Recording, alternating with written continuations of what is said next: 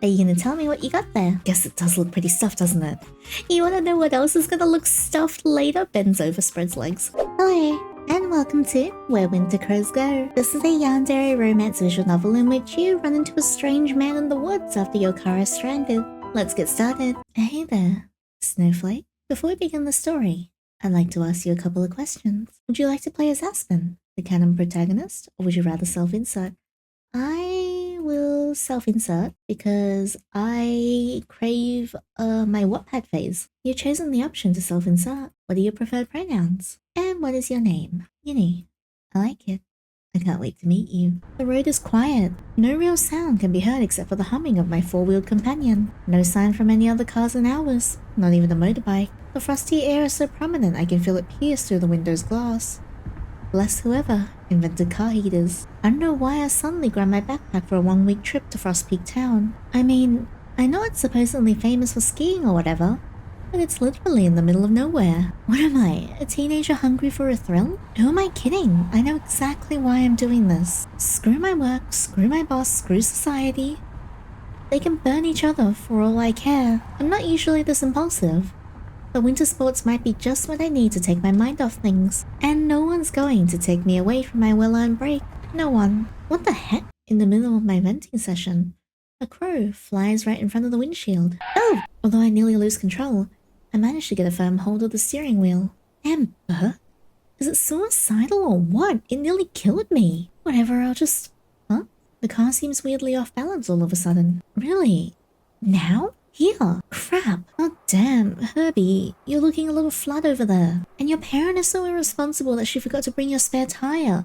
Why would I do that when I was going camping? This is the worst decision I've ever made. I take my phone from my pants pocket. No reception. Of course. No one is going to take away your well-earned break, huh, Yinny? Well, a stupid crow just freaking did. I kick the snow. As much as complaining feels good to get your frustrations out of your chest, it's not gonna solve anything. Time to explore the wondrous world of Winter Wonderland. Right. Now, where would I go if my car had a problem? A gas station. Yeah, if only. There's literally nothing here. Nothing but snow and big-ass trees. Frost Peak Town should be somewhere around this area, though. I just need to keep walking. At least the view is pretty. Well, the trees have changed. I guess that's some progress. The others are pines, right? I'm not sure about these ones, though. But still, how come I haven't seen a single person or animal throughout my entire hike? Don't bears usually live here? Not that I want to meet one. I hope I don't find one of their dens while they're hibernating. I'm surprised I didn't see any deer either, considering there was a sign and all. Is it just me, or is it getting colder? I guess I'll keep walking. Okay, no, it's definitely colder now. My hands feel like ice cubes, and of course I had to forget my freaking gloves. Putting them in my pockets does nothing either. Sure enough, the freezing weather brings out the first snowflakes of the day. They fall slowly yet relentlessly, and I can't resist the urge to catch a few with my tongue. I wish they tasted like something. Usually I don't mind snow. It's undeniable that the tiny ice crystals are very pretty, especially when it's sunny. It's as if everything is glistening. Not to mention, snow is a strange way of making you feel nostalgic, even if you've never seen it before. Yeah, I definitely don't mind it. You could even say I like it. Well, I know I'm not at a risk of getting hypothermia, that is. What's next? A snowstorm. I'll speak too soon. Oh, goddammit. Great. Is that a log cabin? Maybe whoever lives there can help me. Or not. I'm having such bad luck today that I wouldn't be surprised if it was abandoned. I bet it can protect me from the storm though. I hope. Oh, never mind. I don't want to be alone in the cold. Let me see another human being. Hello? Is anyone there? Please, I need help. No answer. Maybe they didn't hear me. My car got a flat tire and I have nowhere to go. Can you help me? Please. My hands are numb and I've turned a deep shade of purple. My body's shivering so violently I can barely stand. Freaking hell, it's so cold. The front door starts unlocking. Help! Oh, day one. I wake up in an unfamiliar room. Where am I? Is this inside the log cabin? I must have passed out. What time is it? Did I sleep through the whole night? Out of habit, I touch my pants pocket to take out my phone. What the? Only to find I'm wearing an entirely new outfit. Wait, someone saw me naked while I was unconscious? I guess whoever helped me out must have changed my clothes. They even bandaged my hands. I should go and find them. Wow, this cabin is bigger than it looks. How many rooms does it even have? The door at the far back must be the entrance. I hear a bit of noise from the room on the right. Is that where the person who helped me is? And then again, I don't know who they are. What if it's someone dangerous? Well, not like I have the keys anyway. I should meet them before drawing any conclusions. Also, they did help me, so they can't be that bad. Horror game main characters must be rubbing off on me. When I enter the room, I find myself in a small yet cozy kitchen. And then I see him. Oh, he's so cute. A green-haired man who appears to be of average stature, wearing a lab coat and washing the dishes. That's kind of anticlimactic. Oh my gosh. Crowe is so cute. Oh crap. I said that out loud. And now he's staring at me. Oh, abort. Abort mission. Maybe if I'm quick enough I can escape through the window. Oh, you wake up. The man either chose to ignore my slip-up or doesn't really care. After removing his cleaning gloves, he takes a few steps my way and stops right in front of me. I was actually about to check up on you after cleaning up. How do you feel? I'm feeling great. I'm actually feeling great. Really? I'm glad. Well, it's just, if it wasn't for you, I don't think I would have survived. You even treated my frostbitten hands at all. Thank you so much. He's blushing. So cute. Mister? Sorry, you just caught me off guard. By the way, I'm sorry about changing your clothes without permission. It was kind of an emergency since you were... Oh, yeah, don't worry about it. I mean, you did what you had to do in that kind of situation. If anything, I'm really grateful, otherwise I probably would have gotten hypothermia. Or worse. Much worse. The man gives a sigh of relief. Thank goodness. I can't believe he was worried about what I was gonna think when his actions literally saved my life. He's kinda cute, not gonna lie. If you don't mind me asking, can you tell me what happened? How did you get caught in the snowstorm? Oh, right. What can I say? A stupid crow scared the hell out of me while I was driving and my car got a flat tire as a result. I see. That's quite unfortunate. Did I say something weird? Anyways, I thought I'd ask for help, but you're literally the first person I've seen in this whole area. Which reminds me, I don't think we've introduced ourselves yet, right? True. So you need a pee or something? Why is he suddenly so nervous? Yeah, do you need a piece? Now, I'm getting nervous. I better get introductions out of the way. I'm Yandere. Oh, what a pretty name. I'm Crowe. Seriously. No wonder you made a weird face. But don't worry, I only met the animal. Besides, I doubt anyone who has a job that requires a lab coat is actually stupid. Well, most anyway. Not that he needs to know that. I know. I just wasn't expecting to hear my name in quite that manner. I bet. In any case, it's nice to meet you, Crowe. The pleasure is all mine. This guy is so nice. Yeah, sure. Famous last words. I could ask him if he knows how far I am from Frostpeak Town. Wouldn't be good to overstay my welcome after all. Can I ask you something? Where are my manners? I still haven't offered you anything to drink. Oh, it's okay. I don't want to impose. Nonsense. I finally have a guest. Finally. I'll go ahead and prepare some chaga tea. It's very good for the cold weather. Thank you? I have no idea what chaga is. I think it's a type of mushroom. But he seems to know what he's talking about, so... Would you like something to eat as well? Don't be shy now. Breakfast is the most important meal of the day. I'd rather not eat anything right now. Oh, okay. That's a shame. Wait, what? Shame? Why would it be a shame? I was looking forward to cooking for you. What? I said that you probably haven't eaten anything since yesterday. He's not wrong, but it's okay. I actually had a pretty good meal yesterday before getting in my car. Thank you for the offer though. Well, alright. But you will at least eat some lunch later, won't you? Sure. Great. I can't wait. Can't wait to cook for some stranger? This guy sure has some weird priorities. Just as a heads up, is there anything you can't eat? I'm good with anything. Alrighty. Why don't you wait for me in the living room? It's right next to the kitchen. The living room, huh? I guess with how many doors the hallway has, it makes sense. Still, the cabin didn't seem that big from the outside. Weird. Yeah. Gotcha. Wow, Crowe sure has a lot of books. Maybe he's some kind of scientist. He looks the part at least. It's pretty cozy too. Kinda surreal knowing how cold it is outside.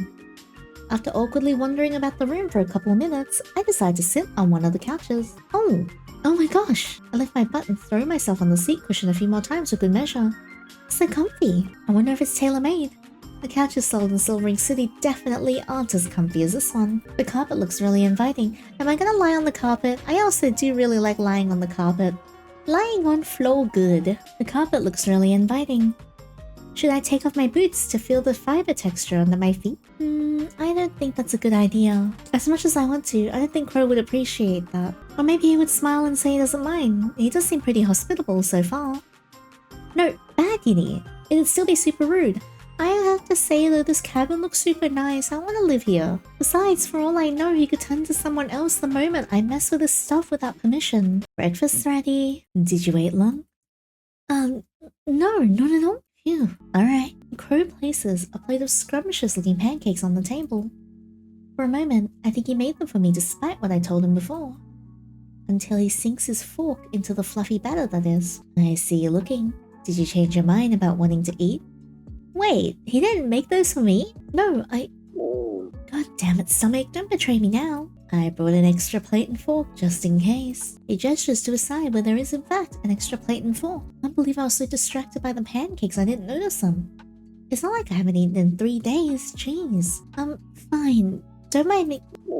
Crowe covers his mouth and I can see his shoulders shaking. You were saying? Crap. Without another word to add, I pick up the fork and grab the dish that Crowe conveniently slid next to me. The fluffy texture of the pancakes combined with the juiciness of the berries and the floral and sweet taste of the honey sends me right to heaven. So much for not wanting to eat anything, I can't stop. In less than 5 minutes, the pancakes are no more. Looks like someone was hungry after all. Maybe a little.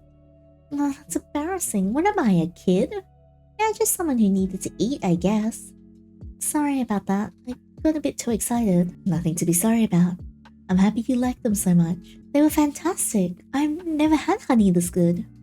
What type of honey is it? This is spring wildflower honey. Isn't it wonderful how the flavor and color can change so much depending on the time of the year it's harvested? Definitely. It also depends on the flowers the bees collect their nectar from. That's so cool. I'd love to try other types of honey. Don't forget the chaga tea though. It'll warm me right up. Oh, that looks nice too. I take the mug of chaga tea and rest my cheek on the ceramic. It's warm and has an earthy aroma. I've never had chaga tea before, but it doesn't smell like anything I've ever tasted. What herb or fruit does it come from? Curious, aren't we? Yes, I would like to know what I am ingesting. Chaga is the type of mushroom that grows on the bark of birch trees. I was right! Yay! Sometimes I know things. It's a little hard to find, and you need to be careful not to confuse it with dead chaga. But it's worth a search since it's very good for you. Well, that's kinda cool. Right? Nature is amazing. It sure is. When it's not trying to kill you, that is. But I don't want to dampen the mood, he looks happy. I distract myself by taking a sip of the tea, but almost choke at the unexpected taste. It's so bitter. Whoops, I forgot to mention that. Here, have some sugar, Snowflake. What? Snowflake? I'm gonna protest. I want the Yandere ending. Please, could you maybe not call me that? We don't really know each other that well, so it's kind of... Oh, God, I'm so sorry. It was completely out of line, wasn't it? Hey, it's okay, you don't need to apologize so much. No, I get it. I just have this weird habit giving pet names to the people I like. Did he just say that he likes me? Even though we've just met? I still would appreciate it if you didn't call me that. Please. I understand. Thank you. Would others think this is excessive?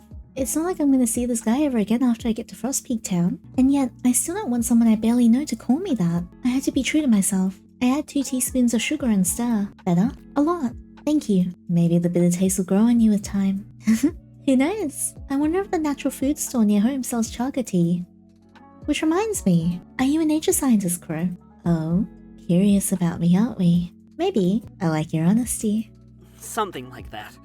I prefer to call myself an environmental researcher. Oh, that's pretty cool. Do you have anything you specialize in? Well, nature is pretty vast, so I study a bit of everything. Plants, animals, ecosystems. Growing strange plants? But right now I'm researching partial migration in certain animals. Partial? Your face tells me you have more questions. You got me. Partial migration is just like the name suggests. It's a phenomenon where only some individuals of a certain species move from one region to another, while the rest stay put. I see. Kinda like when some birds migrate because of winter? Yes, exactly. For some reason, the animals who don't migrate during winter tend to be the same as the ones who don't migrate the following year and so forth. That's intriguing, isn't it? It really makes you want to know why. Perhaps it's a bit ironic, but I'm actually focusing on crows right now. Well, What can I say? Fits you to a T. I better do the research justice then. That makes me wonder, was the crow I saw on the road a partial migrator or not? But enough about me, why don't you tell me more about yourself? I promise you're not gonna laugh? Cross my heart and hope to die. Okay. To be honest, I needed a break. My job back home is really stressful to say the least. I don't know when the last time I took a vacation was. A real vacation. Not just a day off, you know? I start to fidget with my fingers. Work's always like, this is urgent, or I need you to be online, or Jerry's screwed up again and now we're gonna do overtime. Every day, every hour, everywhere, it's pure chaos. I bend forward. There's just no escape. I'm burying my head in my hands. I feel so stuck all the time. Like there's no point in anything. Like I'm living to work and just not working to live. Like I want to disappear for an indefinite amount of time and not think about anything. Which is pretty much what I did. Well, partially anyway, because I only took 1 week off. God, what am I saying to a stranger? Sorry, got a bit overwhelmed for a second. It's alright, Yandere. I think it's good you're letting it all out. He's being so sweet I almost want to cry. But I feel embarrassed about being so vulnerable with a person I barely know. Call me weird for thinking this, but it feels so right to talk to him. It feels like I'm really being listened to for the first time. Like he actually cares, even when he doesn't know me. I'm not sure why you thought I was going to laugh, though. What I see is a very hard-working person who's clearly not being appreciated and needs to relax. I mean, maybe you could appreciate me later in the sexy way, teehee. And probably be a little pampered too. Hey, yo! Bends over. I think you're right in taking a week off. In fact, you probably should have asked for more. Thank you. Though I'm sure Crowe noticed my voice breaking, he chooses not to say anything. Probably out of kindness. Why don't you tell me more about this vacation of yours? Where were you planning to go? Oh, right. Well, actually, I wanted to ask you about it before. Is Frostpeak Town too far away from here? Did you say Frostpeak Town? Yeah, I was looking for places to visit that were good for relieving stress. Not beaches, mind you, something to actually let my frustrations out. So I kept searching and found a bunch of articles saying how skiing was really good for all that. Then let's just say I chose the place that was furthest away from home to feel like I was genuinely going on a trip. Bit of a thrill seeker, aren't we? I mean, not really. But I guess I needed a bit of excitement to take my mind off things. Is that so? How curious. That smile should be illegal. I mean, the little fang peeking out is so cute. It's one of my favorite features. By the way, to answer your last question, Frostpeak Town is around this area. Really? Yes. I sent a bud coming, but it's a few hours away by car, unfortunately. Oh, there is a bus that takes you there, though. And the bus stop isn't far from here. Then again, the snowstorm yesterday did quite a number on the roads, so it will probably have to take a while until the snow is removed. They'll most likely have to repair the damage, too. Ugh, freaking hell. Do you know how much time it'll take until the buses resume their usual route? About a week, I'm assuming. And there goes my vacation. Guess I'll have to stay in this area, then. What about hotels? Are there any around here, Crowe? Hotels? I don't think so. Not many people come and visit this area. They don't. Not during the winter, anyhow. What does that mean? Unlike Frostpeak, this village doesn't have any real attractions per se. Not to mention, only about 11 people live here. Farmers and people with summer vacation houses, to be more precise. Well, and me. Wait, is this a rural area? More so in the other seasons. It's mostly deserted during the winter, since this village is not well suited to the shelter cattle in such harsh weather conditions. Oh, just my luck. Someone just freaking hates me. It's most likely the reason why this village is called Winter Hollow. Winter Hollow. Sounds kinda cool, but also a bit ominous. A bit similar to partial migration, don't you think? Now that he mentions it, that must also be why I saw no one on the way here. I'm pretty sure Frostpeak has a hotel in its town, but what am I supposed to do then? We don't say anything for a while. This is probably the unluckiest break I've had in a long time. Getting a flat and having no replacement for it, forgetting my gloves when going to such a cold place. Getting caught in a snowstorm in a village that's pretty much deserted save for one person. Yeah, I am not having a good time right now. I'm not having good luck. Am I cursed or something? Why can't luck be on my side for once? Burnout's the freaking worst. I can't even take a vacation properly. Crowe was the first one to break the silence. Why don't you stay here for a few days? I would rather not. I think you're gonna eat me. Did I hear him right? Why do you look so surprised? Considering there aren't many alternatives, I think it's a good idea, don't you think? I'm not sure. I don't know. Crowe doesn't answer right away. Instead, he lets out a deep sigh and avoids looking at me as if he was disappointed. Hey, I'm allowed to leave if I want to. He crosses his arms. He fidgets with his braid. He bites his lip. Hey, yo. Once he's satisfied, he makes eye contact once again. The way he's staring at me is so icy, it leaves me petrified. Whoa! You're not sure? Then what are you sure about? What do you intend to do? Go home? What could you possibly do in this kind of situation other than what I suggested? Because I can assure you, there aren't many other options, unless freezing to death is in your plans. Which, by the way, almost happened yesterday. Why is he so hostile all of a sudden? Oh my god, dude, can you chill the hell out? I can assure you I'm quite calm. It's you who's not thinking clearly. Hey, not with the gaslighting. I just said I wasn't convinced, not that I wouldn't stay. I kinda like to keep my options open, okay? And you know, not feeling like I'm forced into something I don't want to do. Making decisions in the heat of the moment is generally not a good idea. No, you're right. I acted out of line. It's just, I'm worried about you. Are you? Are you really? I feel like you just want to keep me here. Not many people come around these parts. It'd be too risky for you to leave right now. Especially when you don't know the area. And I'd hope you like to stay for a little while longer. I really don't like the idea of staying with a stranger. Mushy one at that. But he's making a great point. I don't have much of a choice here. I mean, what else can I do? Hitchhike? When I saw literally no cars around after driving for hours. Oh yeah, sounds like a real winner, Yinny. No, it's either staying here or freezing in the cold. And I want that even less. He did help me, so I'm willing to give him the benefit of the doubt. Maybe, hopefully he's not so bad. I'll stay. What? I'll stay. Now you're just saying that. Look, I'm staying already, okay? Isn't that what you want? I'm serious. I'll really stay. For now. Really. Cross my heart and hope to die. Well, maybe not the die part. Crowe laughs. Alrighty. In any case, thank you for letting me stay. It's my pleasure. We're going to have so much fun you'll never want to leave. What? Stop teasing me like that, or I might just believe you. I don't like this expression. I'll go wash the dishes. Oh, you don't have to. I flashed my palm at him before he finishes his sentence. Nope, you're already letting me stay in your home for a whole week. The least I can do is help you with the dishes and a few other things. Alright, I'll be right back. I arrange the dirty mugs, plates, and teapot on the tray, and head back to the kitchen. I wasn't joking before, Snowflake. What? Very funny. Day 2. After waking up from one of the best night's sleeps I've ever had, I make sure to clean myself up in the bathroom. Thank God Crowe has so many spare toothbrushes. I guess it makes sense you need to supply yourself with a whole bunch of stuff if you live in the woods. Can't really make a quick trip to the grocery store, can you? I didn't see a car outside the cabin though, so maybe he gets everything delivered. The farmers probably sell him some of the stuff too. Who knows? Once I'm presentable enough, I make my way to the kitchen. I'm greeted with the smell of rice cooking on the stove, and the sound of Crowe's masterful skill of cutting veggies at a ridiculous speed. Better not to call out to him just yet, or he might cut himself by accident. The moment I move to head to another room though, Crowe notices me and stops dead in his tracks. Oh, he leaves a knife on the counter and approaches me. Good morning, Yinny. I was about to go wake you up. Morning. Somehow this feels a little like deja vu. Feels a little like deja vu, don't you think?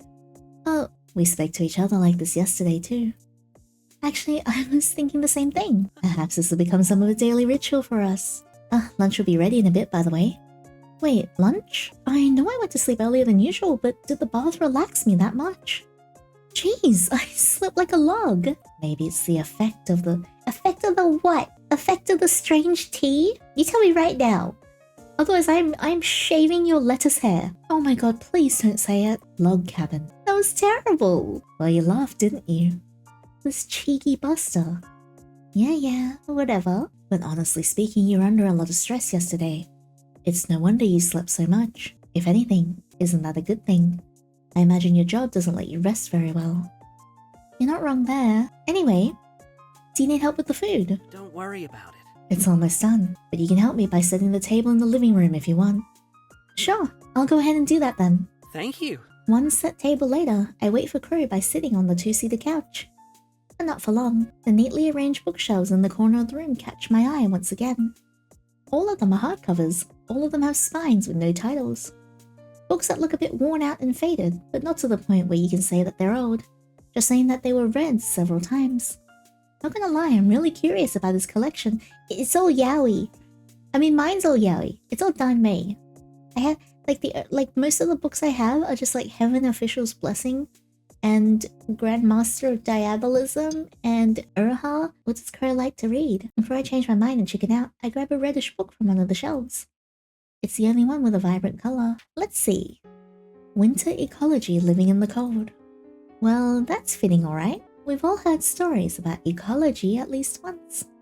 How it studies the interrelationships between living things and their environment. How it strives to explain the behavior of assorted species around the world. It is vast. It is ever-changing. But how much does it truly change in the realm of winter? Recent discoveries have shown the incredible strategies that living beings have implemented in order to pull through the cold climates. This in turn reinforces the fact that we are all connected. All connected?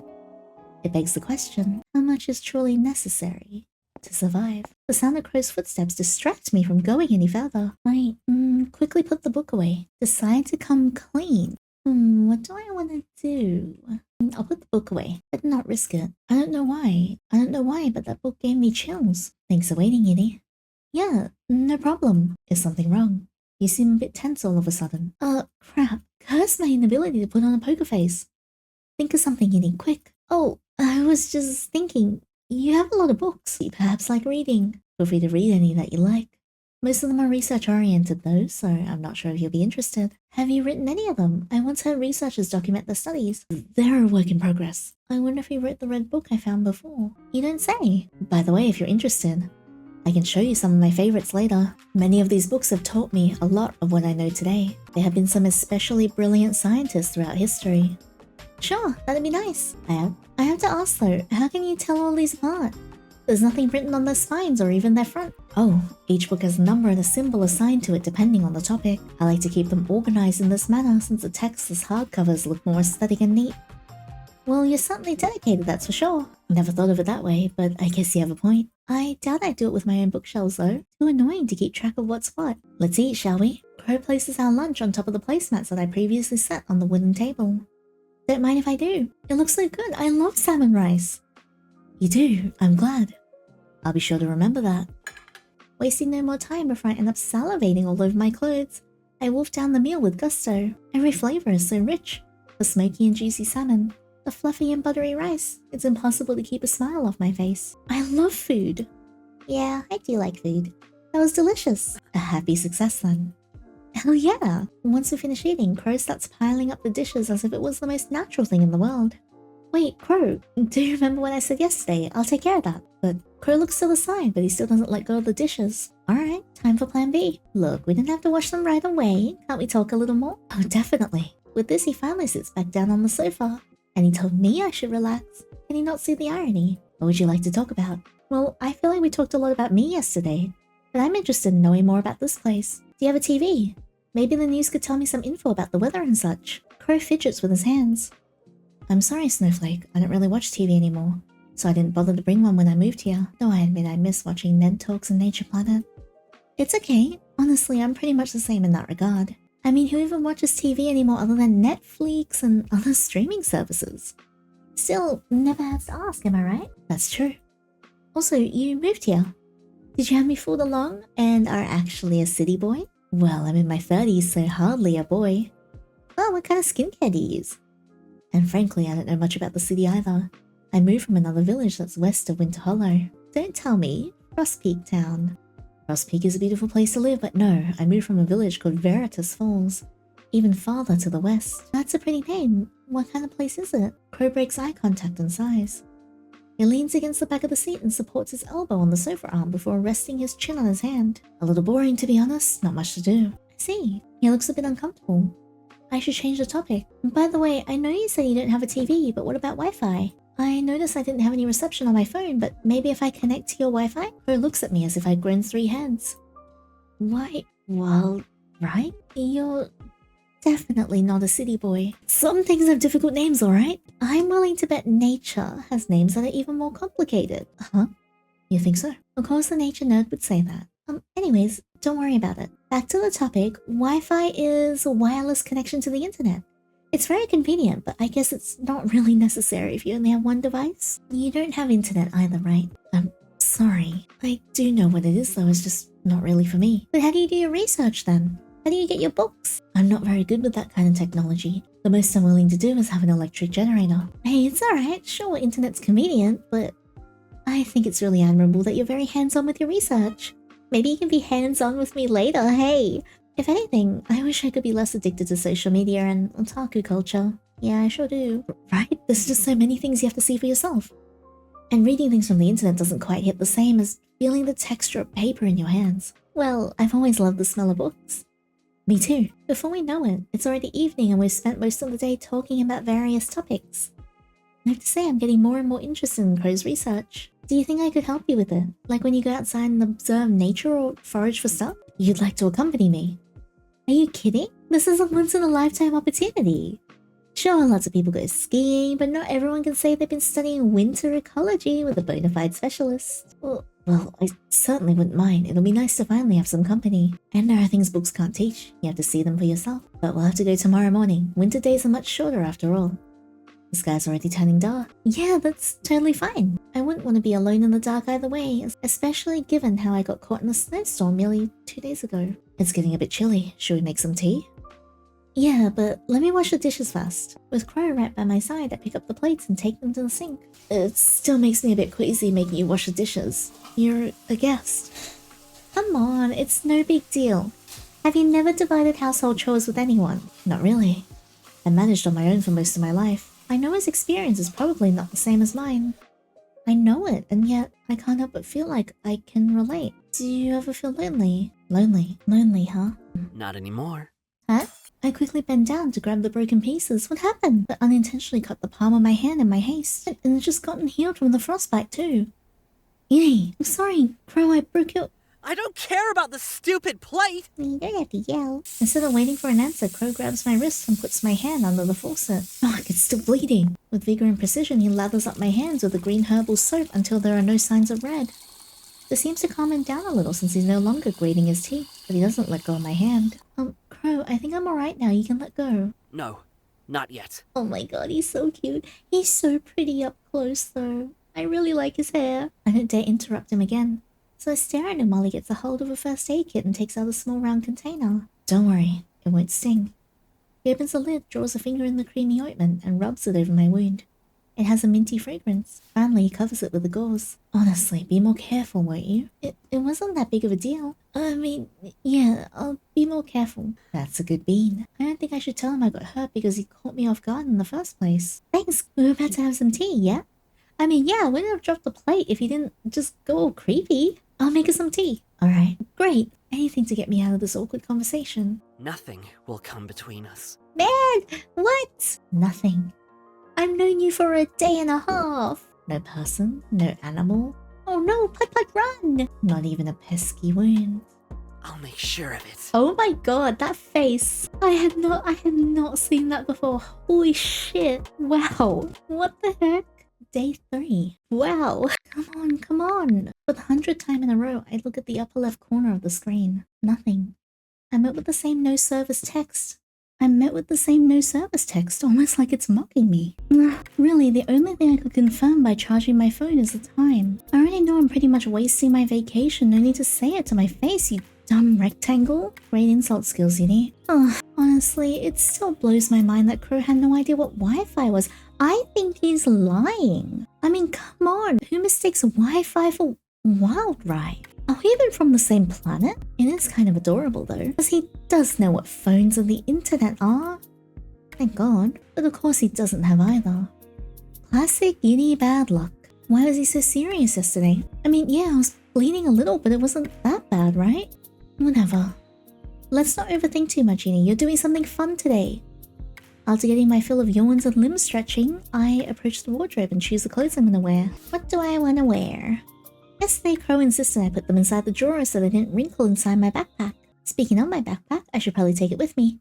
It'll come in handy for carrying any wild foods or herbs we come across. All set. I'm about to turn around until I make eye contact with the bunny from the picture on the top of the wardrobe. Although I did notice that the first day I came here, I wasn't in the right headspace to actually care. It's pretty cute. I didn't know there were species of snow bunnies. Guess you learn something new every day. When I reached the hallway, Crowe was pulling the cords of a drawstring bag to close it tightly. The sack looks so full, I feel like it's gonna burst. Damn, are you carrying a tent in there? Yinny, I didn't realize you were up. Rise and shine, am I right? Indeed. Good morning, Yinny. Morning. So, are you gonna tell me what you got there? I guess it does look pretty stuffed, doesn't it? You wanna know what else is gonna look stuffed later? Bends over, spreads legs. Let's see, I packed our lunch, a thermos with hot tea, some tools for foraging. Reconsidering I should have probably taken space into account. Hey now, your assistant's got you covered. We can use my backpack to carry our findings. With a self-satisfying snort, I crouch and put the bag lying at my feet. Crowe claps his hands together and grins. Thank you. That'd be a lot of help. Do we have everything we need then? Are you ready? I raise my hands in the air to show him the winter gloves he gave me yesterday before heading to sleep. I didn't forget them this time, so I see. I'm glad they fit you well. Thank you for lending them to me. Oh, it's just, they were actually meant as a gift. Wait, really? Oh, I can't accept them. I'm sorry, Crowe, but I can't accept these. I'll be sure to return them to you once we're back. But why? Do you hate them that much? Well, no, it's just... Well, please don't take this personally. I'm not very good with surprise gifts, especially when there's no reason to receive them. A real reason, like what? You know, like a birthday or something. Celebrations and all that jazz. I can't say I understand it very well. Does there need to be such a specific reason to give someone a gift? I just thought it'd make you happy since you said you didn't have gloves with you. And I appreciate the gesture, Crowe. I mean it. I just really can't accept them. If that's how you feel, then I won't force you. Thank you. Of course. He's so expressive. Also, that jacket's so cute.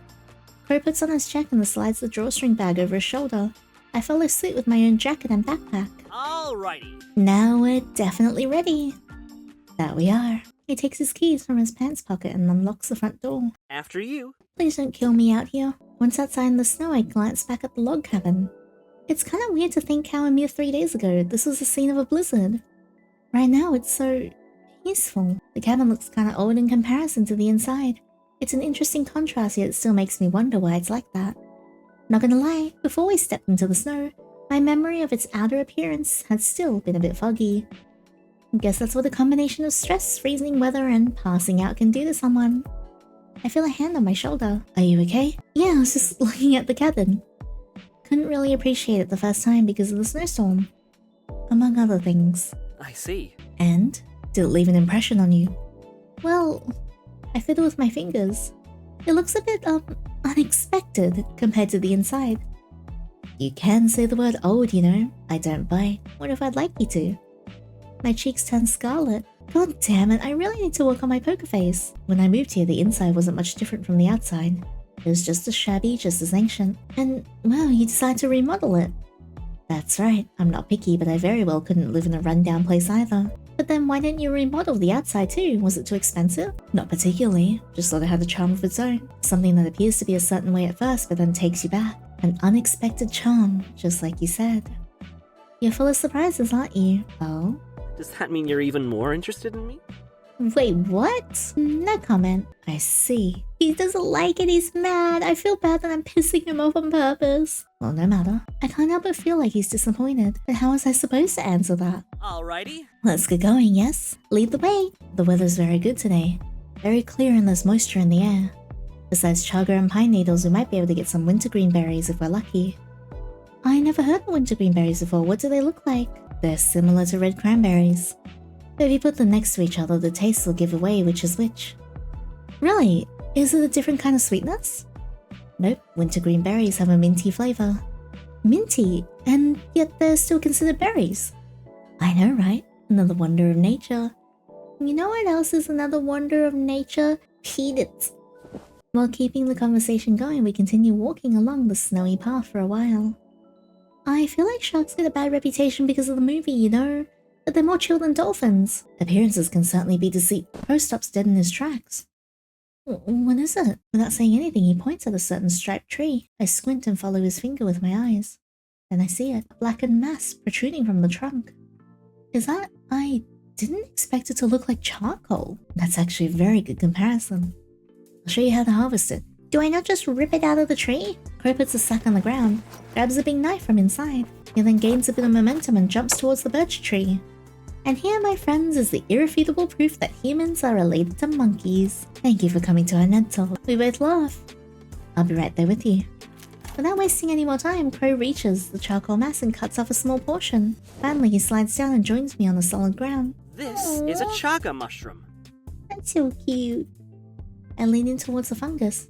Unlike the black mass exterior, the core is a completely different color. Wow, it's really orange. It is, isn't it? That means this one's healthy. There we go.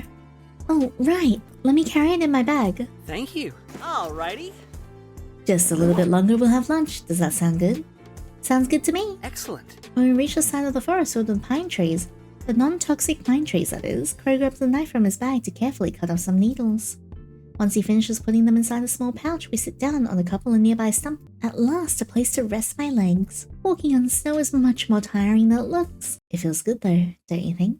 When I turn to look at him, Crowe hands me a thermos lid filled with a golden-coloured drink.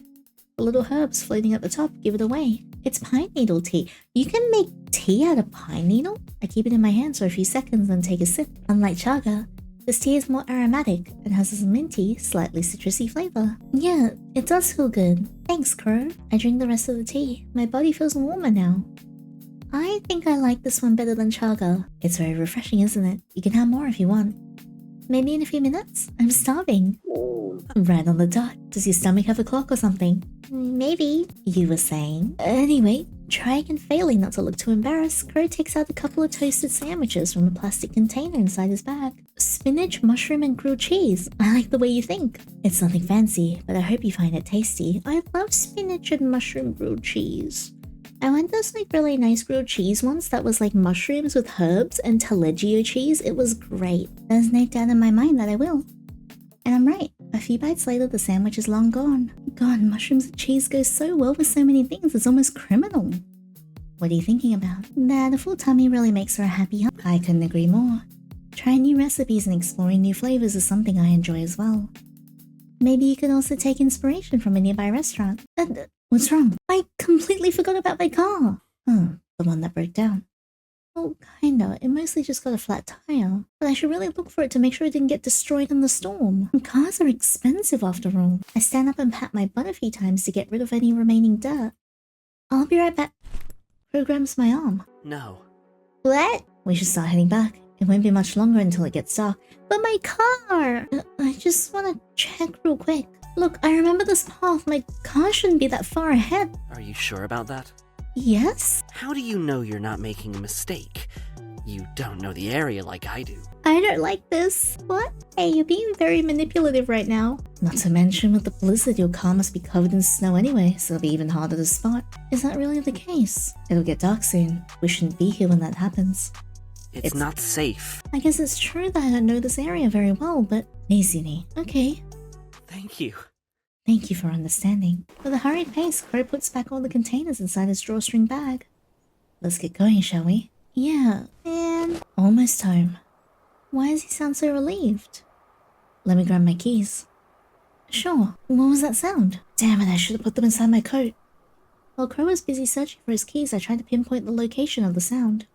Where is it? That's... I raised my hand and discovered the culprit of the flapping noise.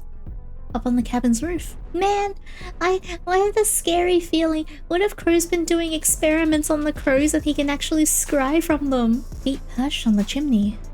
Disturbing and piercing stare. There's a single crow. A crow with red eyes. Day 4. Where... What is this place? It's almost like... Hold on a second. Am I dreaming? And what's with all the fog? There's no floor. But I can walk just fine for some reason. Oh well, I guess I'm in the back rooms now. Guess I'll keep walking. Hello? Okay, this is getting ridiculous. This is like that one scene in Dragon Age Inquisition where after the fall of Haven, you're just trying to like get through the snow to all of your friends and then you have to walk for so long. You're gonna keep me walking in this smoggy maze until I'm 84. It's been 84 years. I look like an idiot. If I'm supposed to learn a deep dark secret or whatever, at least give me a sign. A different kind of sign. Fog is kind of overrated. There's a crow. Why are you still here? Oh my god, it talks. Excuse me? Why are you still here? What? What do you mean? Why? Why? Okay, oh my god, I would have preferred Quoth the Raven nevermore, but Jesus, stop! I can't leave. Believe me, I really want to. Crowe is nice, sure, but maybe a little too nice. Can't complain about his cooking skills though.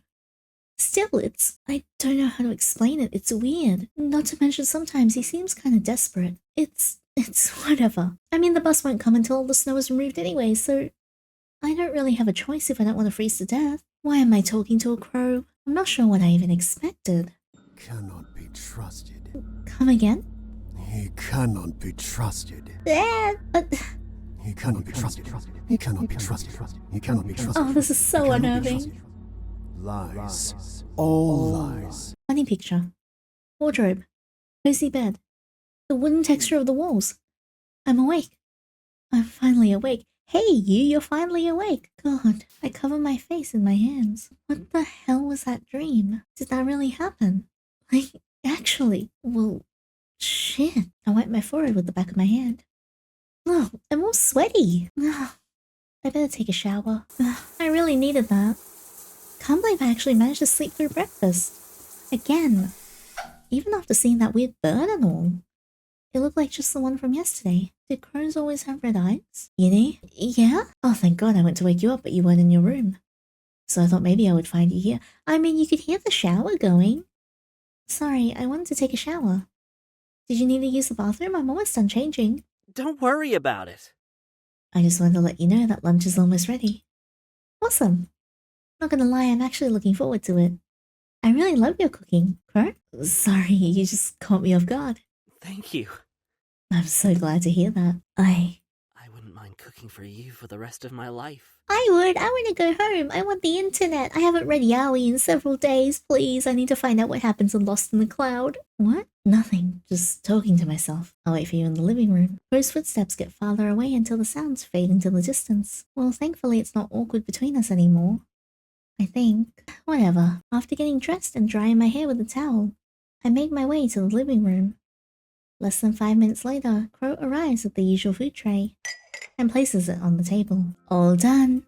Help yourself, Yinny. Oh, that looks good. The comforting smell of stew makes its way up to my nose. It's filled with veggies, meat, rosemary, and a mouth-watering broth. Time to dig in. Oh my gosh, what is this? It's so chewy and rich. I've never had this type of meat before. It's venison. Venison? Holy... Okay, gotta be honest here. Never thought venison meat was something I'd try. Ever. And yet here we are. And yet here we are indeed. Do you like it? Wait, Crowe, how do you get your groceries and food? Do you grow your own food and hunt? Oh, hell yeah. Excellent. I chew and savor every mouthful of the stew until only a few drops are left. But we don't waste food in Yinnyland, so I dip a piece of bread and clean the rest of the bowl with it. You really don't miss, huh? Everything was great, as always. It's my pleasure. Besides, you always look so happy when you eat my food. What's with that face? It makes it all worth it. Oh god, seriously? That's a bit embarrassing. But I guess it's no wonder. Good food does make me smile. Indeed. What is it? Don't tell me. I have food on my face, don't I? No, it's... I grab a napkin from the food tray and vigorously wipe my mouth. Did I get it? Crowe doesn't answer. He brings a hand to my cheek instead.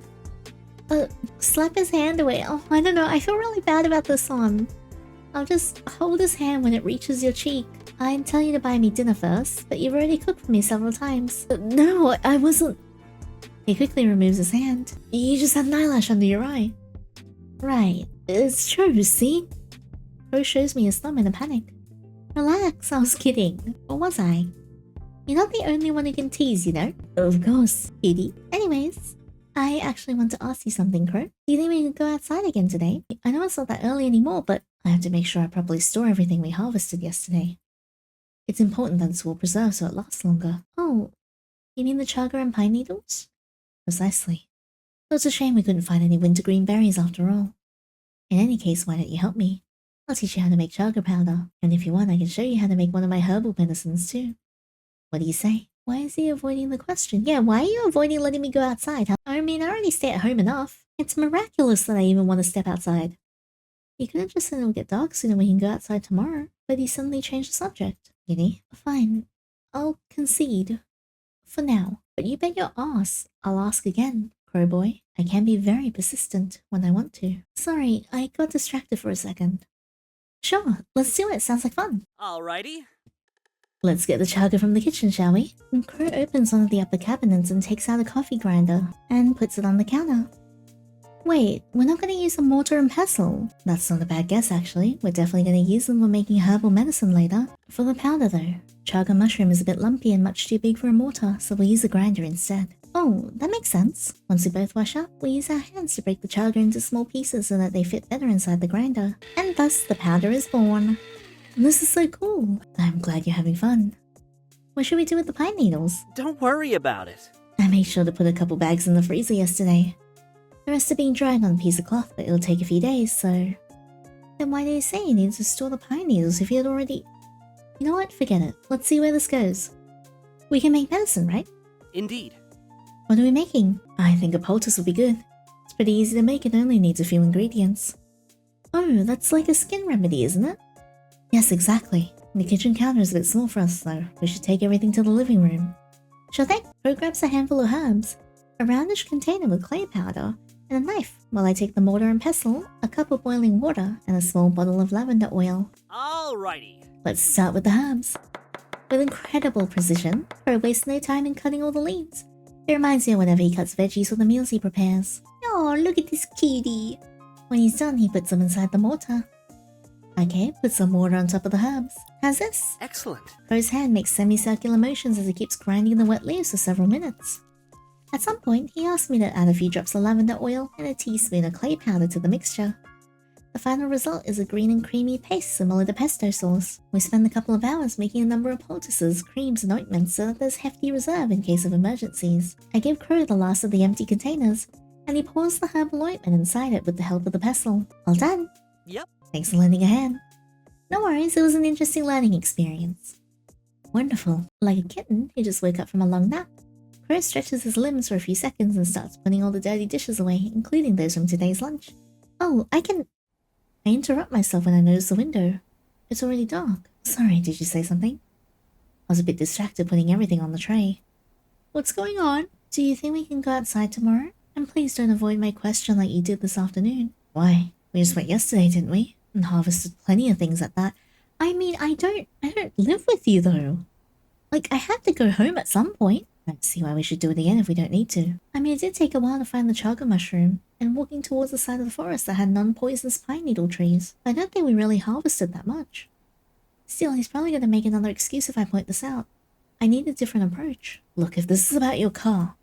It's not. Well, it's not only about my car. Apart from plants, you study animals, don't you? Yes. I want to do that too. You see, I happened to see a crow yesterday. For a moment. I swear I see his right eye twitch. But it's so quick and imperceptible. It's as if it's never happened. Something's wrong with the crows. Okay, what about it? God, he's really not budging, is he? I can't help but feel that Crow is important. But let's not mention it had red eyes just in case. It reminded me that you're researching their habits and stuff. Can we go out in the morning to see if we find any crows? Staying inside all the time is starting to feel suffocating. Plus, it was you who said there are things that we should have to see for ourselves, right? Look, Yinny, I know what I said a few days ago, but it's not that simple. The weather here is really unpredictable this time of the year. In fact, it's extremely likely there'll be another blizzard soon. What? In the meantime, I can give you a book on crows if you want to learn more about them. But I don't want to learn about that crow, I want to learn about the crows outside. If you're feeling suffocated, we can always open one of the windows, but we really shouldn't be going outside. It's not safe. You can't keep me here forever. It's not safe here with you. You cannot be trusted. I still have to go back home eventually. Oh no, boy. The moment those words come out of my mouth, his expression pulls on 180. Why are you so persistent? I'm allowed to go home. Do you really want to freeze to death? Is that it? Are you that stupid? Hey, whoa! Stop yelling at me. I'm allowed to go home if I want to. Oh no. You didn't. Now wait a goddamn minute here, you freaking lettuce. Yeah, freaking lettuce head. Who the hell do you think you are? I'm someone who knows the dangers and implications of what you want to do. I'm someone with common sense. Something that you clearly don't have. But what? Screw this. I'm not gonna sit around talking to a pig-headed imbecile who thinks he knows what's best for me better than myself. Then maybe you should leave tomorrow morning. Maybe I will. Fine. Fine! With the conversation clearly over, I storm off all the way to my room. God, it makes me so angry. I scream into the bed pillow and kick my legs on the mattress. What the hell is his problem? He can't tell me what to do. I'm a freaking adult. He doesn't own me. And I do have common sense. Probably. I can't deny that he did seem worried, but that is not the way to go about it. Why wouldn't he tell me anything? What are you hiding? Day 5. Morning already. I yawn and stretch out my limbs. I didn't even change my clothes to go to sleep yesterday. That fight must have exhausted me. I still don't think the crux of what I was saying is wrong.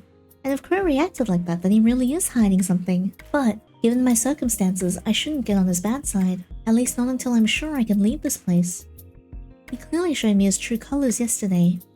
So I'll be on my best behavior until a chance to escape presents itself. For now, I'll keep my eyes open and wait patiently.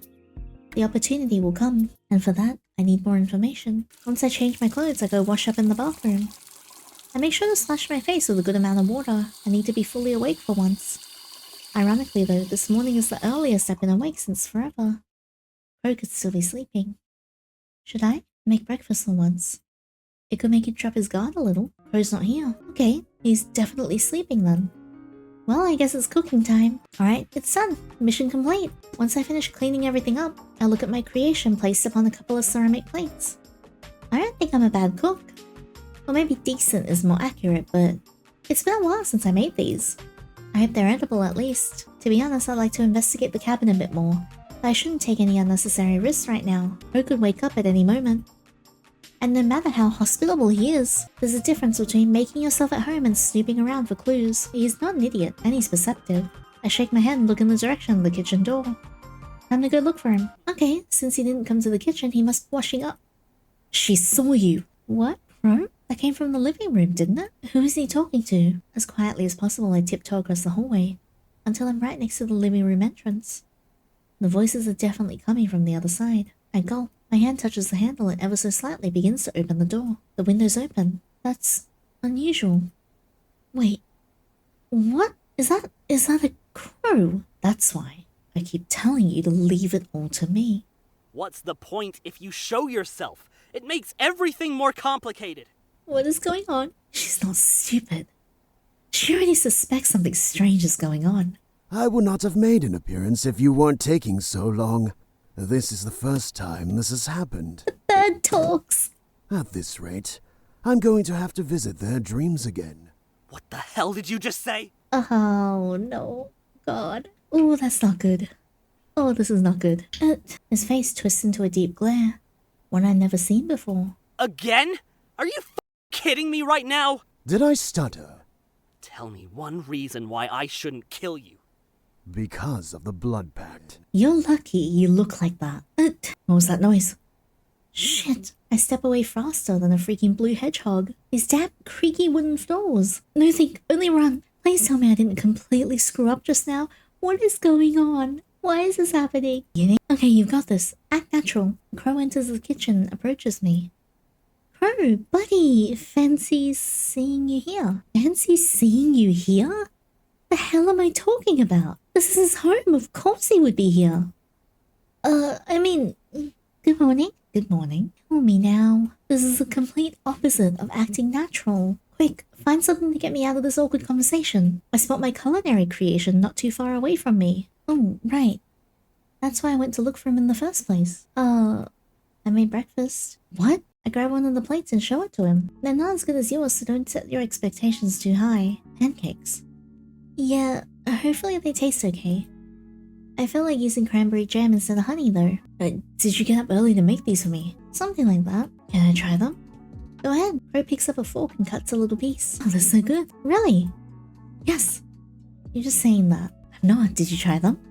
Not yet. Crowe grabs another fork from the kitchen drawer, cuts a new piece of the pancake and gives it to me. Well, it's good, isn't it? Not as good as his pancakes though. I'll make some mint tea to go with these. Why don't you wait for me in the living room? I guess the Crowe he was talking to already left. What the hell was up with the Crowe? Sure. I'm about to head out when Crowe touches my shoulder. Also, I'd like to talk about what happened yesterday. Yeah, I am leaving. Would that be okay with you? Yeah, I want to talk to you too. Thank you. I'm leaving. See you in a bit then. I nod and turn around. The window's closed again.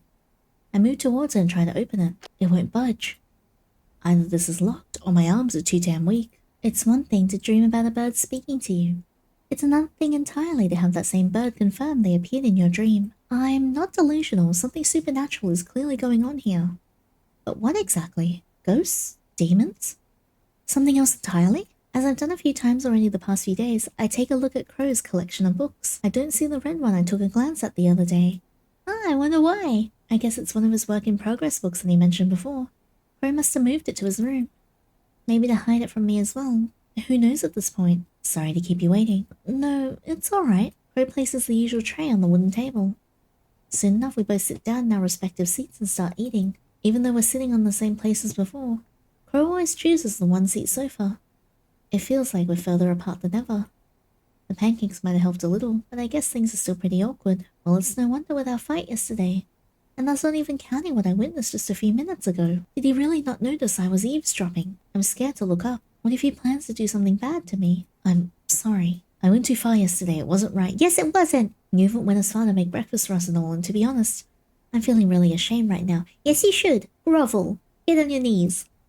I panicked, and before I could stop myself, I ended up saying hurtful things. Yes, you did. I hope you can forgive me, Yinny. Maybe.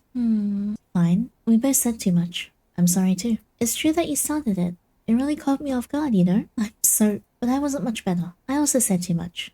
I'm sorry, Crowe. No, I didn't. All I wanted to do was go home. And thank you for apologizing. Of course. I just wish you wouldn't lie to me either. No matter how much I like you, whatever we have going on right now won't end well if there's no mutual trust. By the way, I thought about what you said last night. Do you think you could wait a little longer? I promise we'll go outside again to forage, to study animals, whatever you wish, truly. Okay, what about me going outside so I can go home? The fact that you want to know more about nature, that you're interested in my research, fills me with such joy. More than I thought it would. But the weather really is unpredictable this time of the year. I thought it'd let up sooner, however, there's still a very high probability that another blizzard will strike between today and tomorrow. That's what you said yesterday! Oh, and that's not even taking into account the scant few hours of light we get. Winter days are already short, but in this area they're even shorter. I just want to make sure you're safe. There it is again. Being safe. Safe from what? Because it sure doesn't feel like he's only talking about the blizzard. Then, the bus won't be available the day after tomorrow? I'm sorry. He doesn't say anything else. I'm not sure what to say either. What is there to say? I can't even contact anyone because there's no reception, let alone internet. Is there really nothing I can do? No. There is something. Crowe, do you think you could lend me that book you told me about yesterday? Yesterday? Oh, you mean the book on crows? That's the one? Of course, but are you okay? Can't say I am, no. I'm honestly pretty shocked right now. What am I saying? Of course you're not fine. That was a stupid question. Still, moping about it won't help me. So I like to use this time to learn something instead. You're seriously amazing. Aw, don't say that. Hee. What? Nothing. Let me get you that book. Crowe walks towards the bookshelf and takes out a greyish hardcover without hesitation. He wasn't kidding when he said he could tell them apart. Here you go, Yinny. I hope you find it interesting. Oh, don't worry. I will. Thank you. I hug the book to my chest. I make a slight face and bend over, bringing a hand to my stomach. Yinny, are you alright? Do you feel sick? I guess I'm not feeling too hot. Sorry, I think I'll rest in my room for the day. Of course. Do you need any medicine? No, I'm okay. I just need to take it easy. Alright, please tell me if you need anything, okay? I will. Thank you, Crowe. Aha! Phew. Okay, I think that went well. I hope. As soon as I take on my shoes to climb onto the bed, I make myself comfortable. I put the book on my lap and turn the first page. Study on crows. Intelligent, adaptable, and self-aware. It's time to learn about crows. Corvus, an especially well-known genus composed of medium to large-sized birds which make up a third of the species in the Corvidae family. The most commonly known include ravens, rooks, and crows. While 133 species of Corvidae have been discovered to this day, only around 49 are included inside the Corvus taxonomy. Going even further than that, there are approximately 36 of these species which belong to the crow family alone. Holy shit, 36! That's wow, I didn't think there were that many variants. These are passerine songbirds which are generally black in colour, although exceptions have been witnessed when it comes to different species. This also applies to their size as well as the colour of their eyes. Oh, interesting. The next several pages contain detailed classifications of the 30-something species of crows up to date. These include the scientific names and a group of several drawings, most proudly drawn by Crowe himself portraying their appearance. Black eyes, white eyes. Come on, there's gotta be one with... Here, white-necked crow. overall appearance is black with a few white feathers on the base of their necks, though rarely visible. Their eyes are a distinctive crimson red. No, this isn't it. This isn't it at all. It's completely different from the one I saw that day and the one in my dream. If anything, most of them all have to be the carrion crow. But those are black eyes. Is it a new species then? Or is it not even a crow? There's no other way.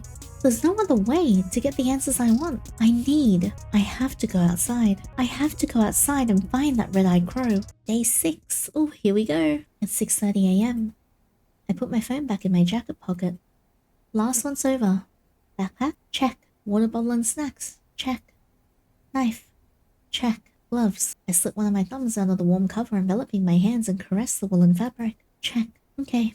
I have everything. Thank God I asked Crowe yesterday to open the window a little bit so I could get some fresh air during dinner. Now I know how this damn thing works. Can't leave through the front door after all. He probably has the keys in his room and I'm not risking waking him up. Honestly, I wish I could have left from my room window, but that thing is sturdier than a rock. Mistakes were made. Alright, let's do this. Better be quick. I'm worried, I'm scared. Nailed it. No time to dawdle though. I've only got a few hours until it gets dark again.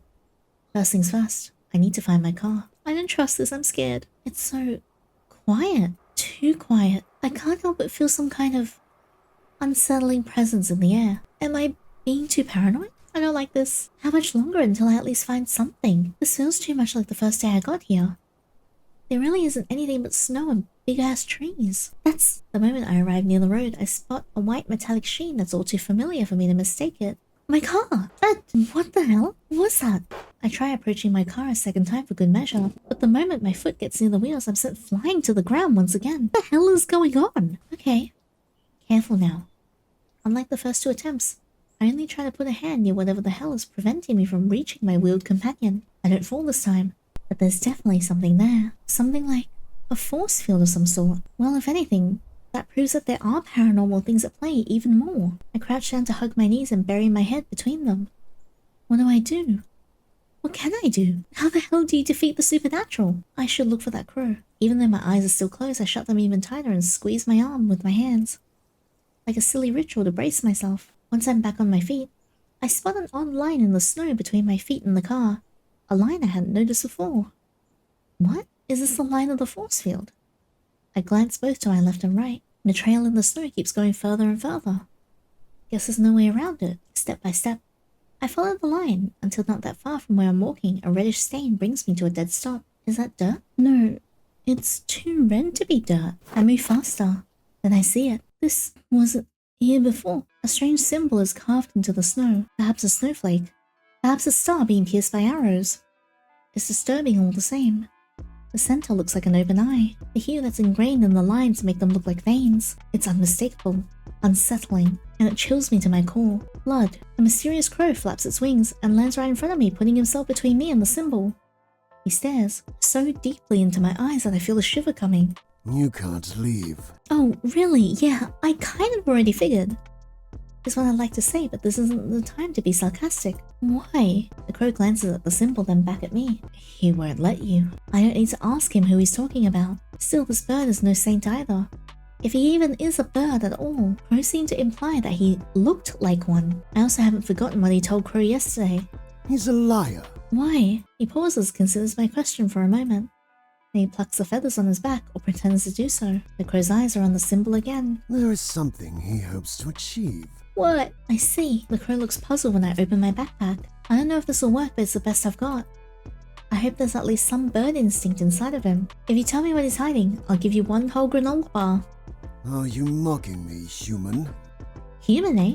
You think I would fall for such a stupid bribe? It's a pretty good-looking granola bar. A bribe? Perish the thought. Yes, this is a freaking bribe, and you better freaking fall for it, you cryptic, crooked beak. I can see the granola bars reflected in his eyes. He's tempted, very tempted, but not entirely convinced.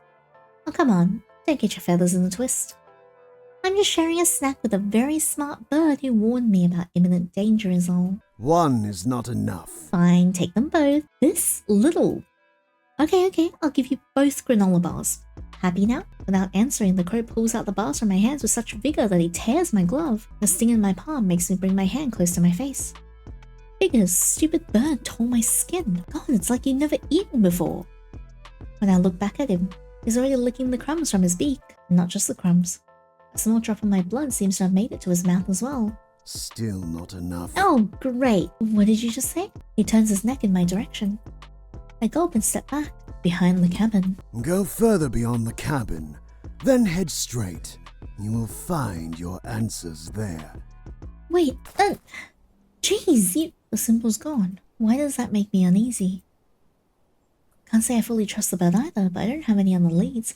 I am so excited to keep finding out what's going on. And there it is again. What is this feeling? It's as if someone or something was watching me. It's getting dark. Damn, it's getting darker, and there's a bunch of clouds too. I should hurry. Crouching down as much as possible in order to avoid the window. Better be safe than sorry. I move forward in a slow but steady step until the cabin's far enough for me to walk at a quicker pace. What? What the heck is this? A huge mass of decayed wood surrounds the area. Everything is gloomy, hushed, disturbing. Small decrepit houses that look like they haven't been inhabited in decades. Traces of what was once a wide-ranging crop farm. Eerie, soulless and obscure. Abandoned. The light has gone. A ghost town.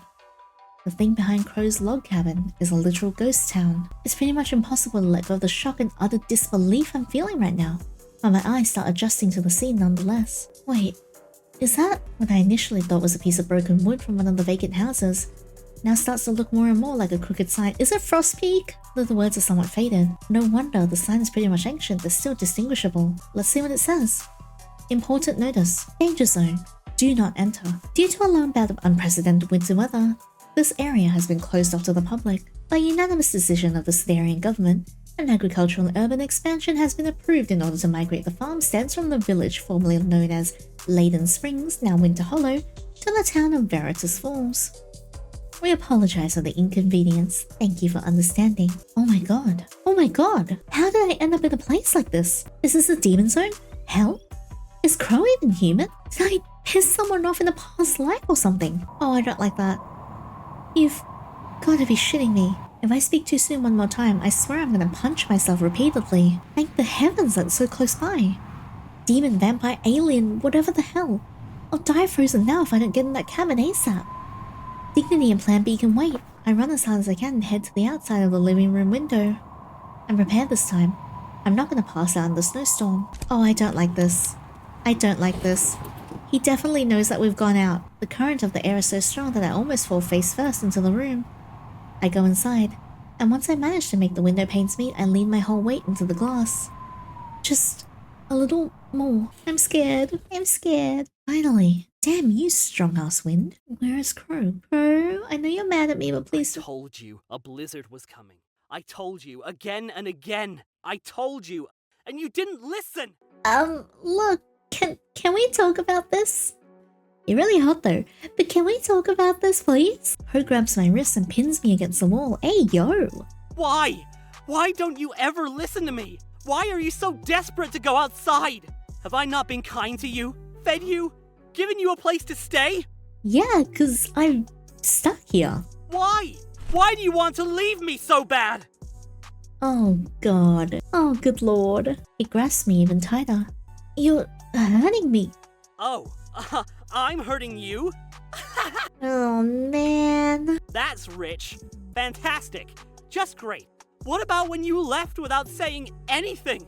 What about when you lied to my face, thinking I wouldn't notice? How do you think that made me feel? Okay, well how do you think it makes me feel that you won't let me go home and you put some sort of invisible fog cloud around my car? I'm hurting you? What about what you've done to me? What about what I feel? Am I really not enough? Do you hate me that much? Answer me! Answer me! What do I have to do for you to stay? I can feel his hands trembling on my wrists. I release myself from his grasp and push him away. Crowe, what I want is for you to stop manipulating me. You've got a lot of nerve to call me a liar, you hypocrite. Farmers living in Winter Hollow.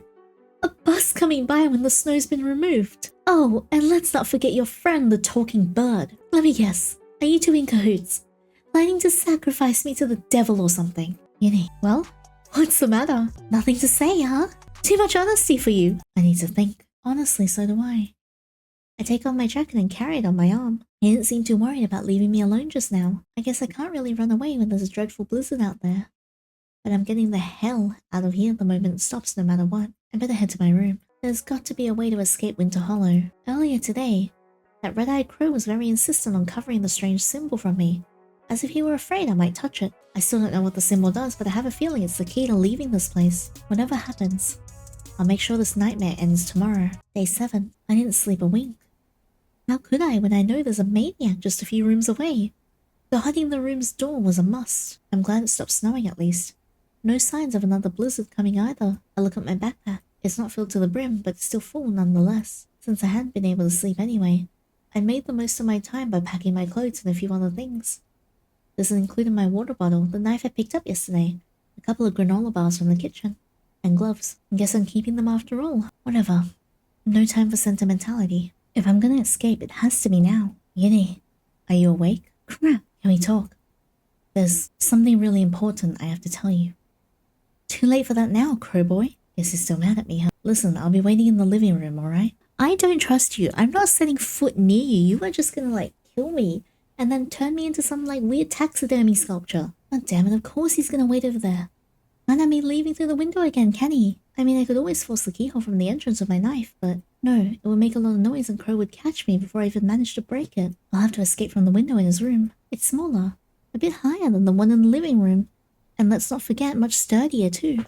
The Yinny from 2 nights ago did not appreciate almost breaking her hands. Basically, it's a pain to open. I've got no other choice, it's the only way. Gotta pray. It has a similar system to the living room window. I don't want to resort to plan B this early on. No more dawdling, Yinny. The faster I get away from this cabin, the better. I put on my jacket and get to work. Once my feet touch the snow, I break into a run. Okay, I've arrived at the place where I found that strange symbol. This has to be a key to getting out, no doubt about it. Carefully, I take a few minutes to scratch every nook and cranny in the area. Just to be safe, I make sure to check that place more than once. Heck, I even crawl on all floors despite the ground being freezing. I'm scared. Where is it? I bite my gloved thumb. Think, Yinny, what are you forgetting? Think! Does it have anything to do with the red-eyed Crowe? Yesterday, I vaguely remember that the symbol suddenly disappeared after he flew off. A swift flapping noise makes me look up. Shit. Although the faded and misty air prevents me from fully distinguishing the silhouettes, I can make out several pairs of red eyes staring at me. Of course the bird had friends. I don't know if it's intuition, self-preservation, or a sixth sense, but everything in my body tells me to get the hell out of here pronto. I stayed there way too long. Crowe definitely knows I left already, but I can't go back to the cabin. Where do I go? Due to a long bout of unprecedented winter weather, this area has been closed off to the public. That's right, Winter Hollow Village. Most, if not all, of the houses look pretty run down, but maybe, just maybe, I can use one of them as a hiding spot until I figure out how to leave this place. I might even find some more clues. Didn't have that much of a chance with the blizzard and all. Right as I finish mulling this thought over, a sudden chill running up the back of my neck gives me the shivers. It's familiar, yet unsettling. Like the weird sensation of deja vu, some unmistakable relentless feeling that I'm being watched, that I'm being mocked for having the slightest bit of hope. You won't escape. You'll never escape. Whether it's the red-eyed Crowe somehow sending me a telepathic message, my own negative thoughts, or something else entirely, I'm not sure. Whichever it is, I don't care. I reject them all the same. Won't escape, huh? We'll see about that. Good, it seems like I'm not too late. No sign of any type of crow, bird or human. The village looks exactly like it did yesterday. Sinister and devoid of any souls. I can still hide in one of the houses, maybe even find some clues if I'm lucky. I hug myself and rub my arms vigorously.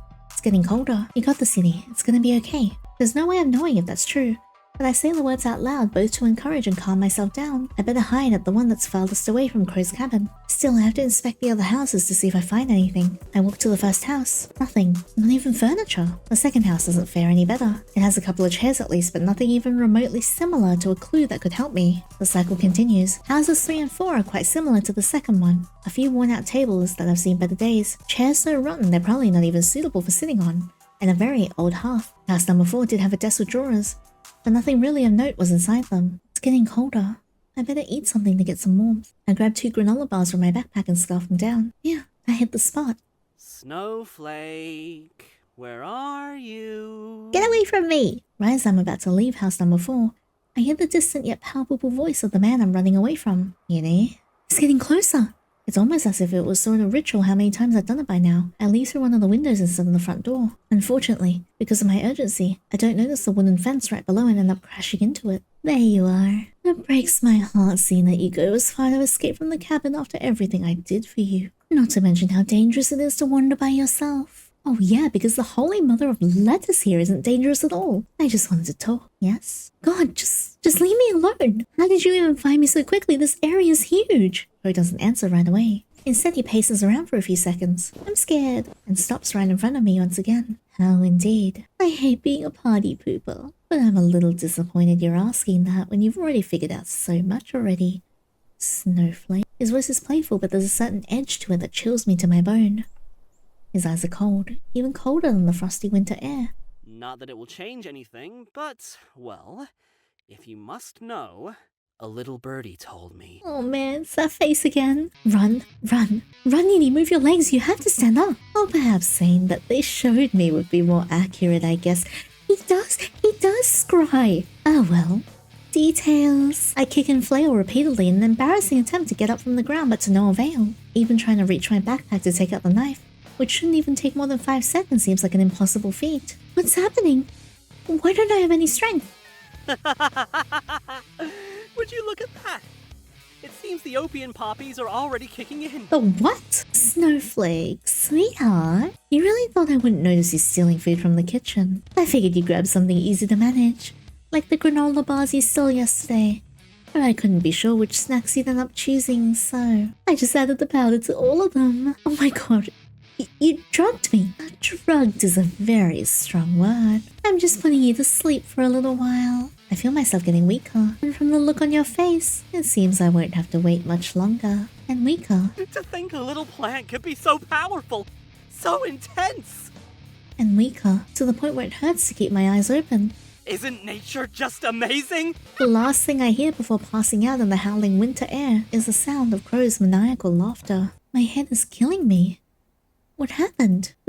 I found myself surrounded by the same type of wooden walls as the one from the room I stayed in the past few days. Unlike my previous chambers though, this bedroom has a lot of books, and what looks like research papers, to the point where it could be said it's a little messy. Even the desk at the far end is drowned in them. A couple of paintings made the place look slightly more cheerful, but not by much. The most distinguishable ones are the Crowe painting and the one with a couple of white flowers that remind me of snowdrops. What makes the room look rather sinister is the odd choice of jars. Jars containing herbs and other medicinal plant stuff. Good morning, sleepyhead. How do you feel? Although I try to move away from him immediately, my body has different plans. Feisty, aren't we? Sorry to say, you won't be able to move much right now, Snowflake. Don't you dare call me that, you lettuce shithead. What the hell did you do to me? Oh, nothing much. Just need the guarantee that you wouldn't be running away the moment you woke up. Again, might I add. So he drugged me. Great. Again, might I add. I'm glad I still had some powder left over from the last batch I made. Tying people up is really not my style, you see. Aww. I spit in his face. Well, I'll be. That's not very nice. Crowe wipes his cheek. At least wait until I get a test tube, yes? I wouldn't want to waste it. And puts my spit inside a small glass container. I can't wait to analyze this. I wonder how many amylases you have. You're sick in the head, am I? Oh, I guess love makes you do crazy things. This is a first for me. Oh, come on. You're making me sad, Snowflake. Won't you give me an answer to my confession of love? Hell no. This isn't love, it's pure obsession. Is that so? I'm afraid I don't see the difference. If this is how you treat people you love, I don't want to know what you do to people you hate. People I hate. People? Crowe bites his lip, barely able to contain his laughter. That depends what you consider to be people. No, surely you're pulling my leg here. Well, I may have ensured no one would bother us, be it people or something else entirely. I feel the color leave my face, even though I'm certain they weren't on my side either. This isn't what I wanted.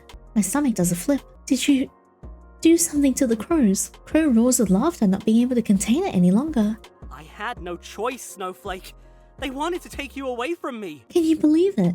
They actually had the nerve to demand I give you to them. Those abominations aren't even real crows. What a freaking insult to Mother Nature. The Red King should really have thought the blood packed over. It's his own fault for not knowing who he was messing with. In any case, I'm sure he got the message by now. It's not like he can leave my pantry anyway. I bet he's glad he doesn't have to share food with his siblings. Crowe approaches the bed and puts his hand on either side of my head. Whoa! You don't have to worry about anything. Are we gonna boink? Hey, yo! You still want to go home, right? Yes, but hey, yo. I'll protect you. I don't need your protection. I'll take care of you. Always. Forever. And always. Man, I'm so screwed. God, this is so good, man. Pri always makes like the best games ever. Right, so that was the Yandere ending for Where Winter Crows Go. Let's check out the twisted ending. It figures I couldn't sleep. Who can blame me with how action-packed yesterday was? Scratch that. With how action-packed this whole week has been. A lot has happened in a very short time. But what surprises me most is myself. I mean, normally people would be scared and put off by Crowe in his whole situation, right? Especially given how much he's lied. He's even pushed me against a wall yesterday. Who's to say he won't go any further? And yet, I didn't mind. I didn't mind it one bit. Yeah, he was showing me his true self. Or rather, the part of him he didn't want to show. Because I wouldn't say he's never been genuine. I was more worried about him kicking me out if I discovered all of his secrets. His relationship with the red-eyed crow. I was more hurt by the fact that he didn't trust me. Lied to me even, than I was about the subject of the lie itself. Girl!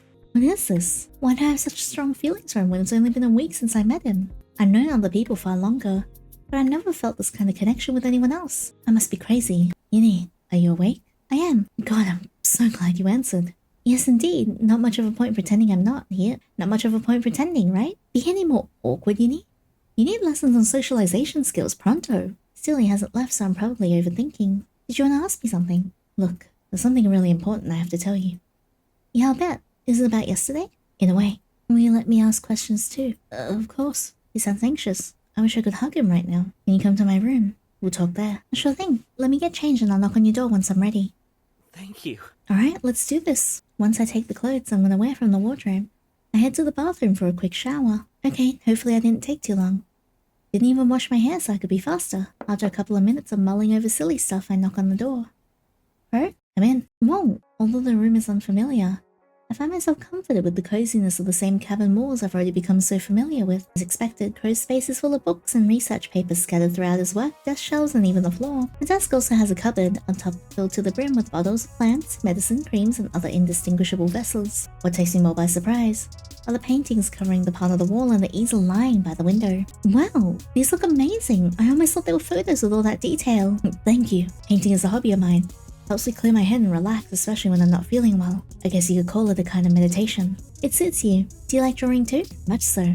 Though I sometimes draw for research purposes too. Makes sense, your drawings in the Crowe book were really good. And the Crowe painting. I take a few steps to give it a closer look. No red eyes, instead they're more of a bluish black, even mystic. I love it. You're an amazing artist, Crowe. I'll make you one sometime. I'd like that. We stay silent for a few moments, not sure how to continue the conversation. Small talk can only get you so far after all. We need to address the elephant in the room. The tension proves to be too much even for me, so I try and break the silence. Sorry, do you mind if we get to the topic at hand? We really need to talk. Yeah, I was just about to ask you the same thing. Ready when you are.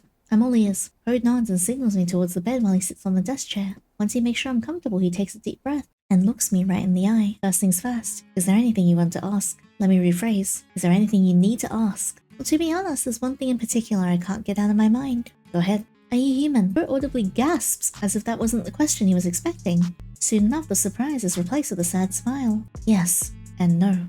What? Now it's my turn to gasp. Wait, what? How does that work?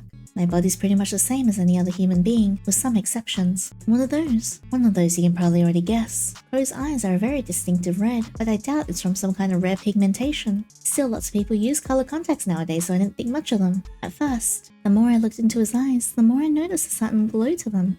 A glow that made me shiver every time I felt his gaze. You were the one watching me when I went outside to meet the red-eyed crow, weren't you? That's right. Or more accurately, the bird's eyes are watching you. I can see through the eyes of crows in Winter Hollow. I knew it! Is that why your eyes are red? Yes. Okay, that's kind of rad, not gonna lie. Why does your answer not surprise me? What about the other thing? Knowledge.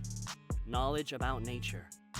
As much as I can learn stuff from books, it'll never compare to the knowledge I can receive firsthand from the environment itself. Even if there's a deep darkness within it, even if I can't leave the area anymore, even if I have to enter the darkness myself, I'm willing to make that sacrifice. Why do I feel like there's something he's not telling me? You heard what I was talking about with the Crowe the other day, didn't you? I nod. Do you remember what he said? Who could forget something like that? He said you had a blood pact. Exactly. What is that bird anyway? Some kind of demon? There are others like him too. They're red scavengers. Demonic animals who feed on human blood and meat. Oh, lovely. How wonderful. The hairs on the back of my neck stand up. They're not feeding on you, are they? It's me you're worried about. No, Snowflake. They're feeding on other humans. Humans that I've been getting for them whenever they died in the snowstorms. Wait, but that doesn't make sense. You have so much food. Can't they feed on that? I'm afraid my reserves are limited, Yinny. I did get a huge supply when I moved here, though.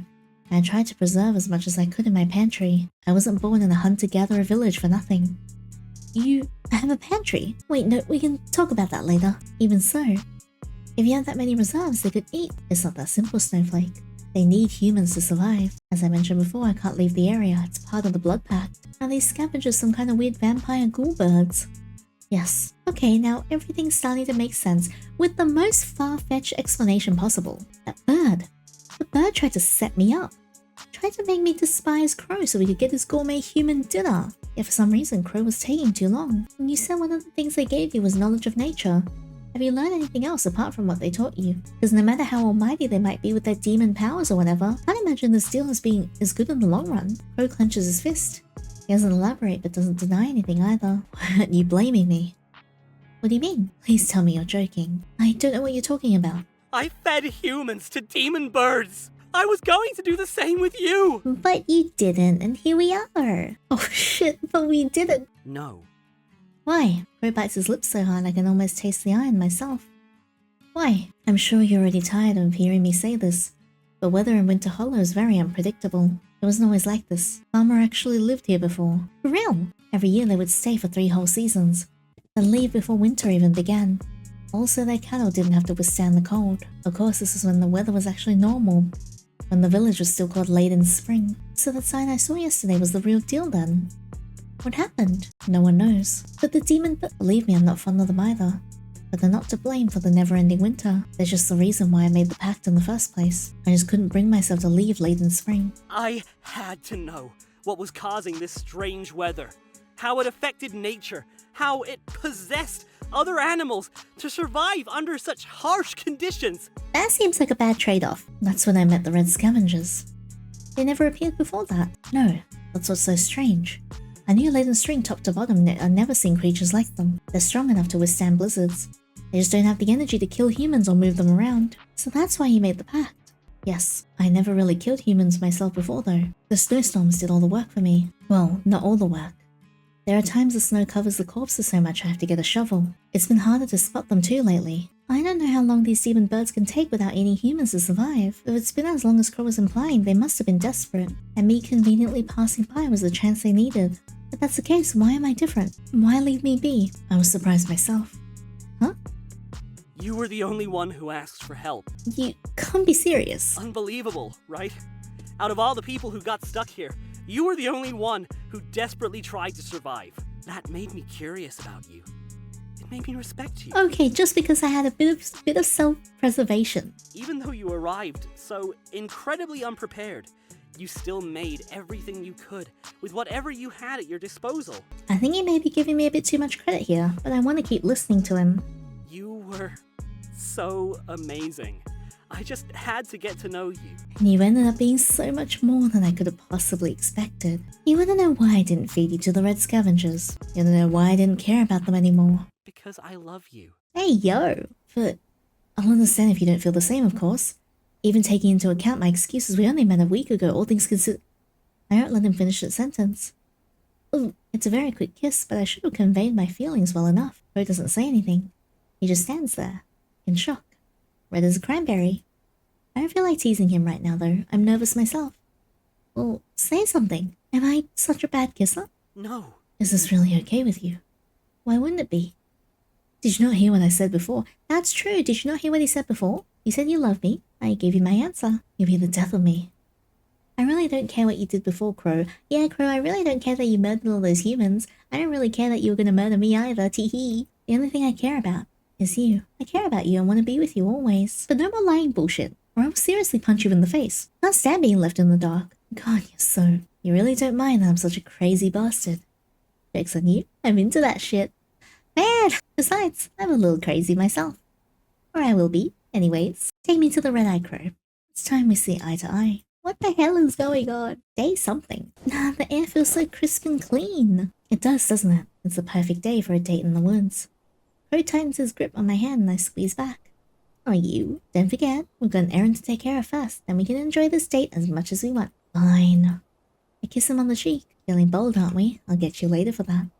Oh, whatever do you mean? Crow shakes his finger at me. You're gonna have to wait until we finish this job, Snowflake. Meanie.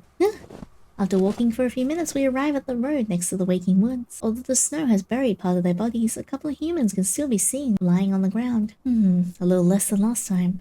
You think Rory will be okay with this much? Honestly, he has no right to complain after everything you did for him and his siblings. Oh, don't get mad, Jewel. It's thanks to him we have internet now. Well, it's not gonna lie, I think they actually enjoy sitting on the power lines, don't you think? Animal instincts must be true for demons too. The cables are the only things that make sense to me. I still don't understand how that wild ride whatchamacallit works. Wi-Fi, Crow. Whatever, it's all mumbo-jumbo. What's important is that it gets the job done, because that YouTube stuff isn't bad either. Come on, give me a little credit. Making all those advertisements wasn't easy, you know? And I promise I'd teach you all I know about the internet. Don't underestimate a freelance graphic designer. Yep, I know. He cups my face with his free hand and gives me a smooch. Okay, how should we deal with the bodies this time? Way, we're both unhinged. Let's take out their clothes first. What if Rory ruins them again? I mean, you never know. Might have something useful. You have such a beautiful mind. How can I be so lucky? God, we are both just as unhinged as each other. Damn it! I was thinking the same thing. Then what are we waiting for? Crow bows and signals me to go ahead with one of his hands. After you, Snowflake. Damn, I kinda like that ending though. I'm gonna say I kinda like the twisted ending. Alright, and this is the last ending. Crow?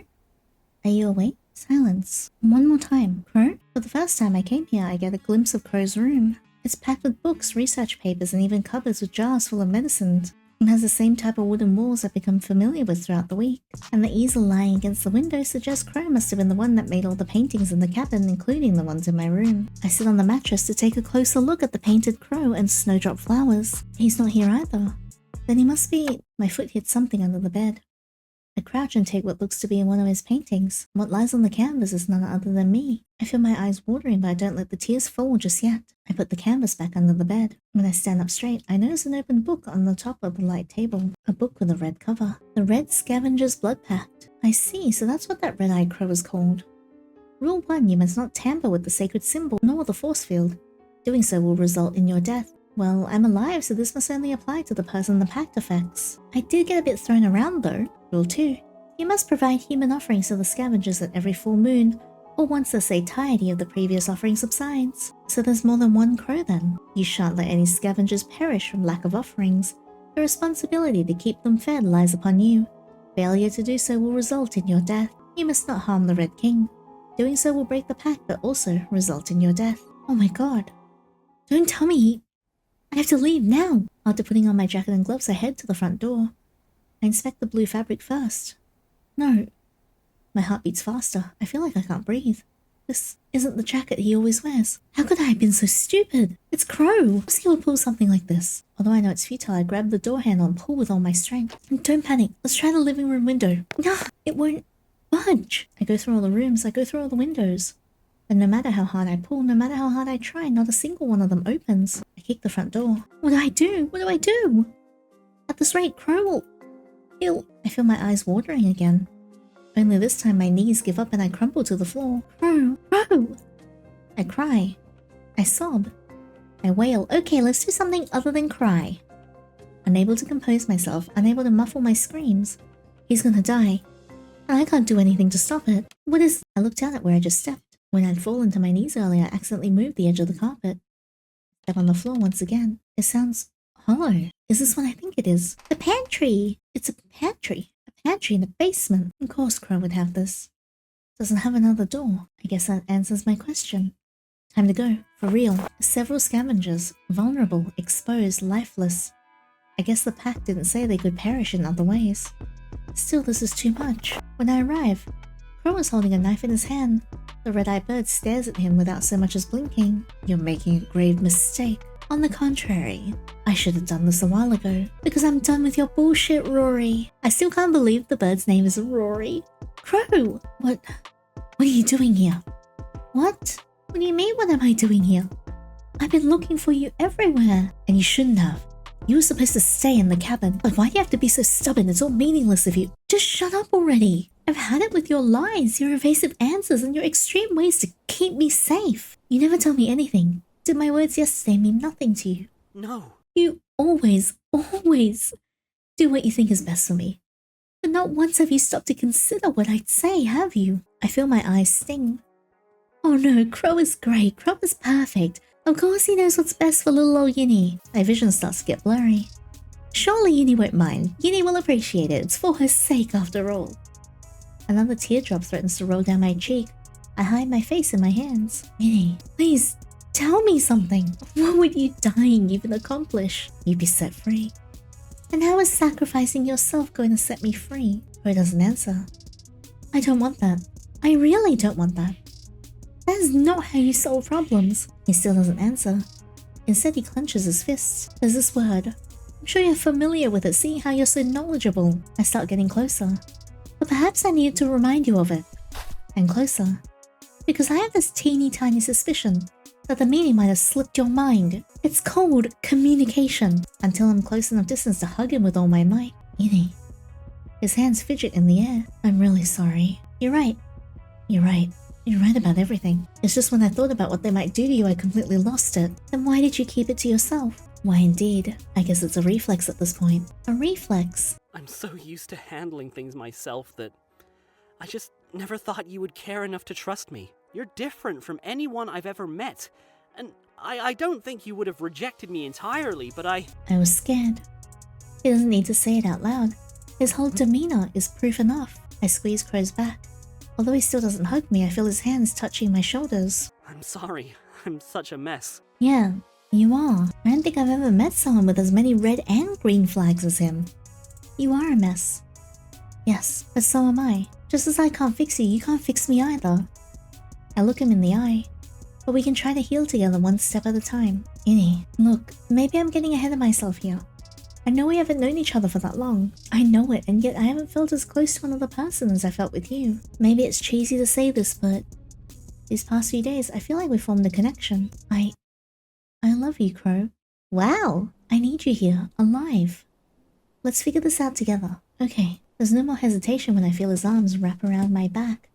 Okay, maybe now he'll finally come to his senses. Okay, really? After a small pause, Crowe pulls back gently. He brings his hand to my face and wipes a tear from my cheek. Cross my heart and hope to die. Maybe don't hope to die. That's the whole point of this whole thing. Well, maybe not the die part. Thank you. I laugh and he starts leaning in. I close my eyes and feel his lips pressed to mine. Okay.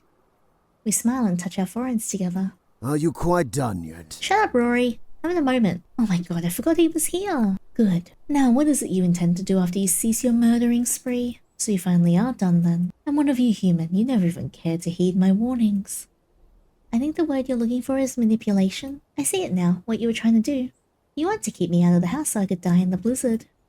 Then the next day, Crowe would find me and be completely devastated. Finish the contract himself, killing two birds with one stone. The irony. You know my words about him being a liar were the truth, though. Do you not? Yes, but you're also not quite trustworthy either. If anything, you smell bad. He still provided us with human offerings. He probably intended to do the same with you at some point. Perhaps he did not need to kill them himself, seeing as the snowstorms did the work for him, but he still prepared the meat. I think back to the past few days. Crowe's lies, Crowe's evasiveness when talking about certain topics. His research, his adamant behavior to keep me safe. His hesitant and painful gaze.